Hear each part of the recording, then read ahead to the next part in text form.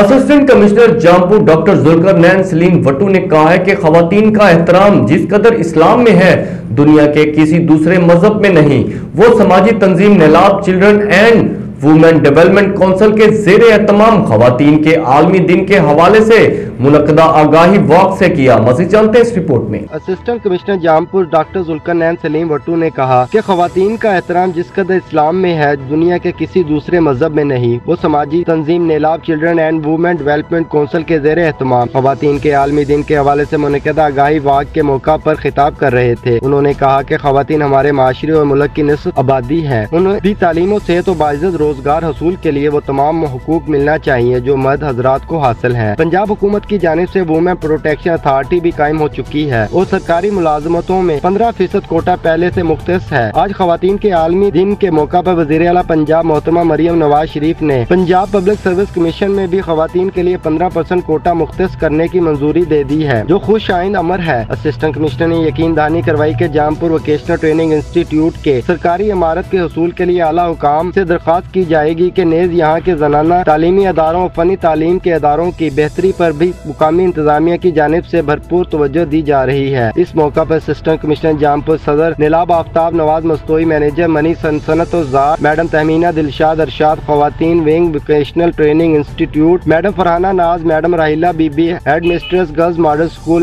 Mission شاہ اور اس کے اسٹاف، نمائندہ سوشل ویلفیئر میاں وقاص احمد جنید برمانی، نمائندہ چیف آفیسر بلدیہ طارق سہرانی، پروگرام کوآرڈینیٹر نیلاب مس انیلہ عبداللہ، معاذ اصغر مستوئی، محقق مورخ حاجی عاشق حسین دراجہ، حاجی عبد الواحد بھٹا، میڈیا کے نمائندگان، سینئر صحافیوں سے منور اقبال سکھانی، جاوید اقبال، ملک بلال احمد، اخلاق پتافی، حماد اقبال سکھانی، زریاب عبداللہ کے علاوہ محتسم آفاق، محدث علی اور وی ٹی آئی کی طالبات نے شجرکاری مہم کے سلسلے میں مولانا عبید اللہ سندھی پارک میں مالی ریاض احمد مستری صابر اور دیگر کی معاونت سے 200 کے لگ بھگ پودے لگائے، جبکہ 200 مزید پودے اگلے مرحلے میں لگائے جائیں گے۔